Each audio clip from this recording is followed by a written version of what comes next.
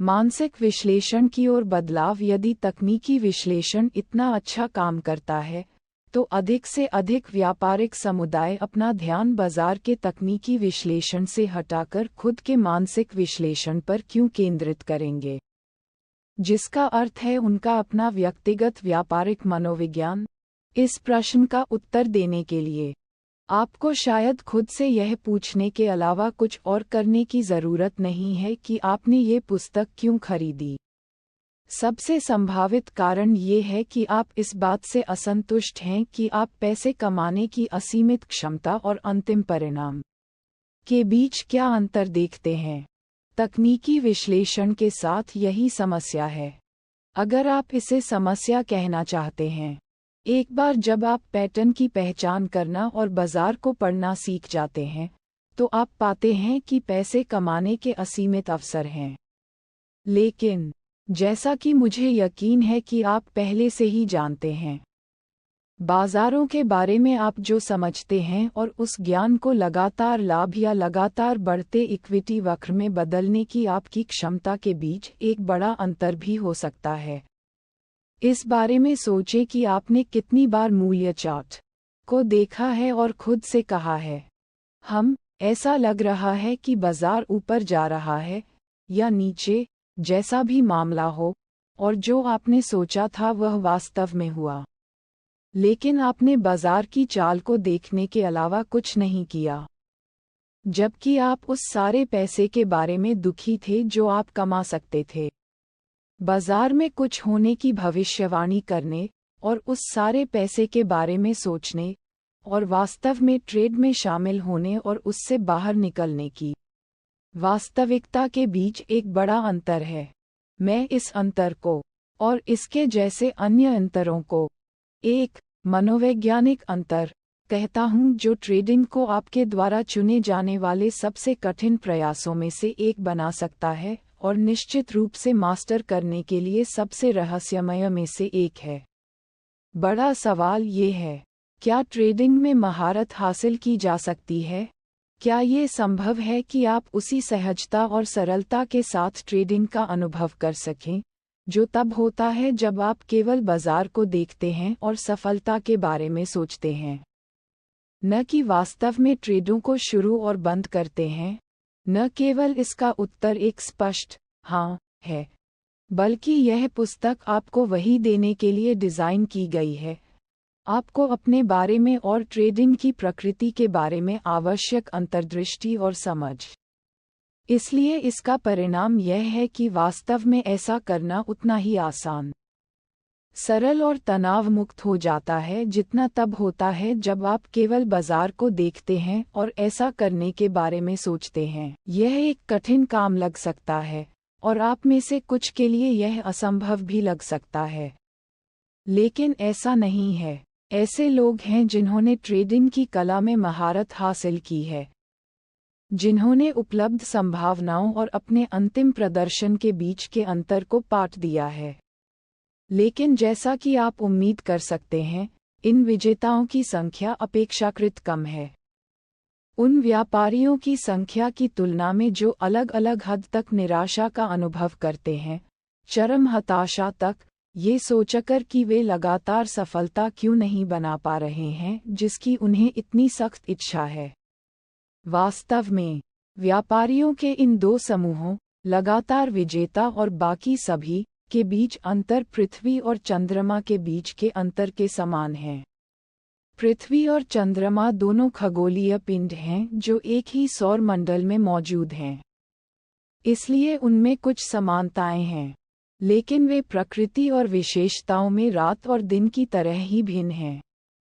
इसी तरह कोई भी व्यक्ति जो व्यापार करता है, वह व्यापारी होने का दावा कर सकता है, लेकिन जब आप लगातार जीतने वाले मुट्ठी भर लोगों की विशेषताओं की तुलना अधिकांश अन्य व्यापारियों की विशेषताओं से करते हैं, तो आप पाएंगे कि वे भी रात और दिन की तरह अलग हैं।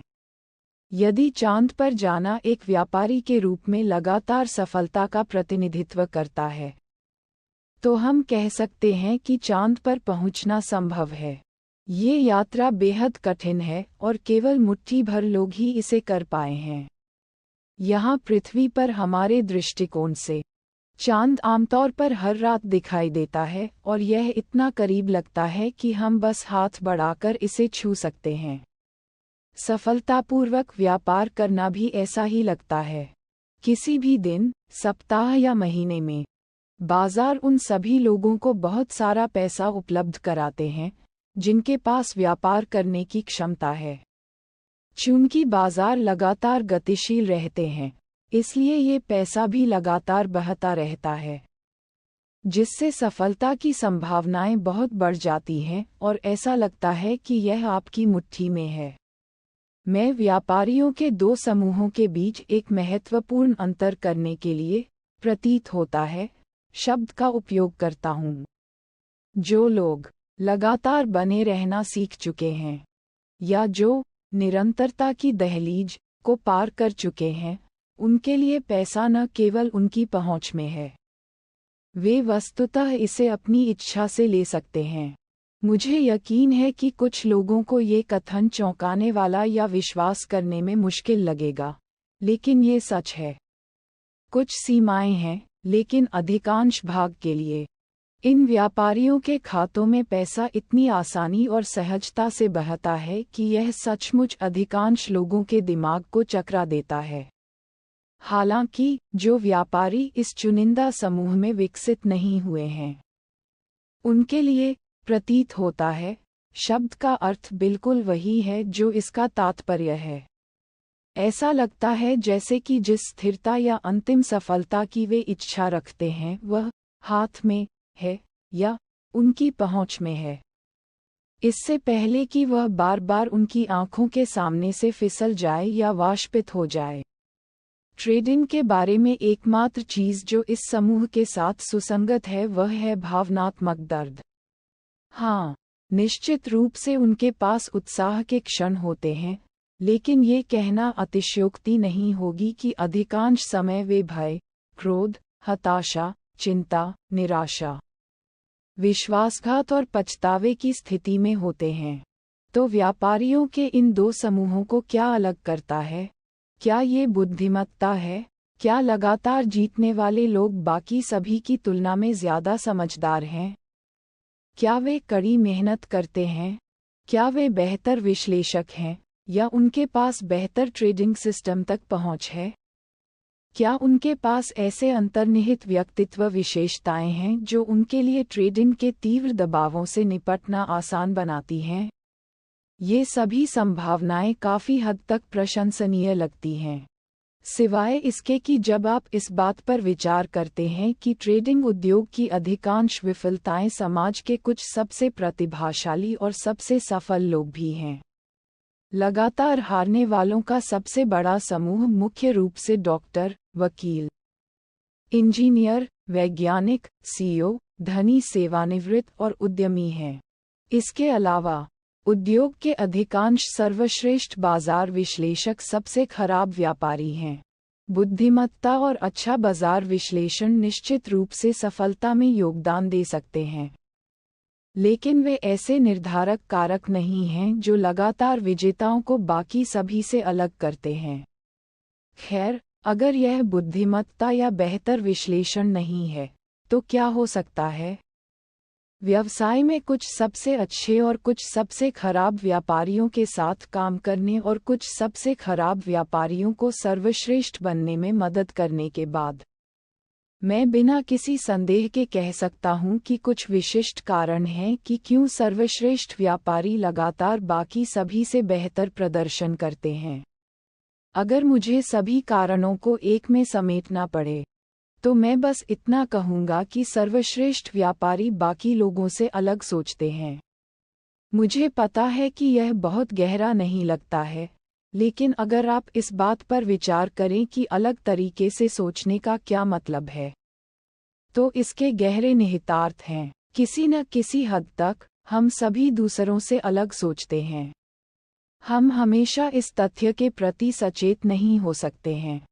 यह मान लेना स्वाभाविक लगता है कि अन्य लोग घटनाओं के बारे में हमारी धारणाओं और व्याख्याओं को साझा करते हैं। वास्तव में, ये धारणा तब तक वैध लगती है जब तक कि हम खुद को किसी ऐसे व्यक्ति के साथ बुनियादी मौलिक असहमति में नहीं पाते हैं जिसे हम दोनों ने अनुभव किया है। हमारी शारीरिक विशेषताओं के अलावा जिस तरह से हम सोचते हैं वह हमें अद्वितीय बनाता है, शायद हमारी शारीरिक विशेषताओं से भी अधिक अद्वितीय। आइए व्यापारियों पर वापस आते हैं। सबसे अच्छे व्यापारियों के सोचने के तरीके और उन लोगों के सोचने के तरीके में क्या अंतर है जो अभी भी संघर्ष कर रहे हैं? जबकि बाजारों को अंतहीन अवसरों के क्षेत्र के रूप में वर्णित किया जा सकता है, वे एक साथ व्यक्ति को कुछ सबसे निरंतर प्रतिकूल मनोवैज्ञानिक स्थितियों का सामना करते हैं जिनसे आप खुद को उजागर कर सकते हैं। किसी बिंदु पर हर कोई जो व्यापार करता है वह बाजारों के बारे में कुछ सीखता है जो संकेत देगा कि अवसर कब मौजूद हैं। लेकिन खरीदने या बेचने के अवसर की पहचान करना सीखने का मतलब यह नहीं है कि आपने एक व्यापारी की तरह सोचना सीख लिया है। लगातार जीतने वाले लोगों को बाकी सभी से अलग करने वाली परिभाषित विशेषता यह है, विजेताओं ने एक मानसिकता प्राप्त कर ली है, दृष्टिकोणों का एक अनूठा सेट जो उन्हें प्रतिकूल परिस्थितियों के बावजूद अनुशासित, केंद्रित और सबसे बढ़कर आत्मविश्वासी बने रहने की अनुमति देता है। नतीजतन वे अब उन सामान्य भय और व्यापारिक त्रुटियों के प्रति संवेदनशील नहीं हैं जो हर किसी को परेशान करती हैं। हर कोई जो व्यापार करता है वह बाजारों के बारे में कुछ न कुछ सीखता है। बहुत कम लोग जो व्यापार करते हैं वे कभी भी उन दृष्टिकोणों को सीखते हैं जो लगातार विजेता बनने के लिए बिल्कुल आवश्यक हैं।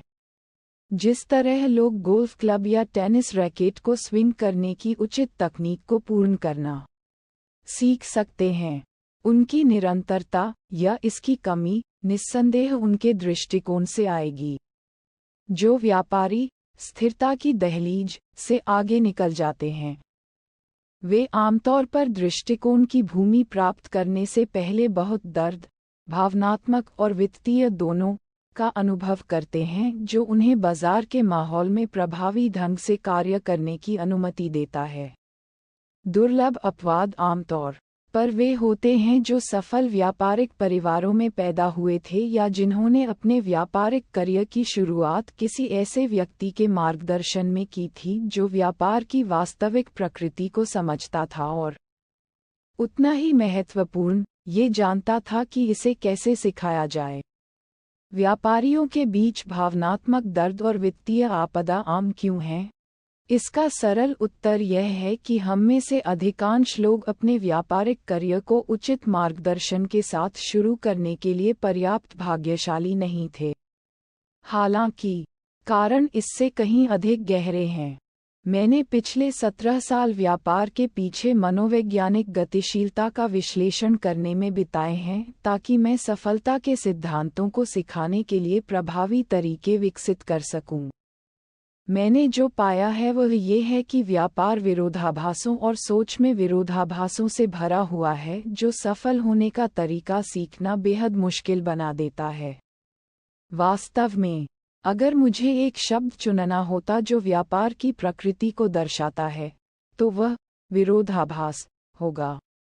शब्दकोश के अनुसार विरोधाभास वह होता है जिसमें विरोधाभासी गुण प्रतीत होते हैं या जो आम धारणा के विपरीत होता है या जो आमतौर पर लोगों को समझ में आता है। व्यापारियों के बीच वित्तीय और भावनात्मक आपदा आम है क्योंकि कई दृष्टिकोण और सिद्धांत जो अन्यथा हमारे दैनिक जीवन में बिल्कुल सही समझ में आते हैं और काफी अच्छी तरह से काम करते हैं, उनका व्यापारिक वातावरण में विपरीत प्रभाव पड़ता है। वे बस काम नहीं करते हैं। यह न जानते हुए अधिकांश व्यापारी अपने करियर की शुरुआत इस बुनियादी समझ की कमी के साथ करते हैं कि व्यापारी होने का क्या मतलब है, इसमें कौन से कौशल शामिल हैं और उन कौशलों को किस गहराई तक विकसित करने की आवश्यकता है। मैं जिस बारे में बात कर रहा हूं उसका एक प्रमुख उदाहरण यहाँ दिया गया है। व्यापार स्वाभाविक रूप से जोखिम भरा है। मेरी जानकारी के अनुसार किसी भी व्यापार का कोई गारंटीकृत परिणाम नहीं होता है, इसलिए गलत होने और पैसे खोने की संभावना हमेशा मौजूद रहती है। तो जब आप कोई व्यापार करते हैं, तो क्या आप खुद को जोखिम लेने वाला मान सकते हैं? भले ही यह हो सकता है